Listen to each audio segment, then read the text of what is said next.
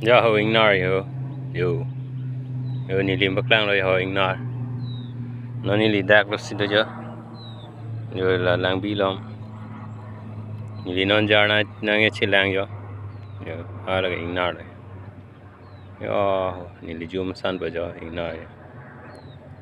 tara thalong ala arjap ta này ingnar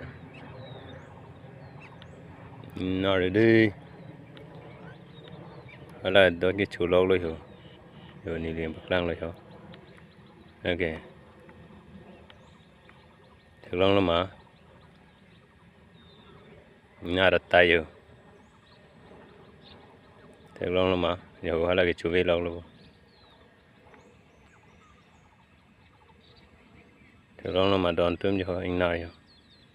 thì lúc hỏi là hè ta lang long thì ta lang long thì tôi lo là ingnar rồi là cái chủ về lâu là cái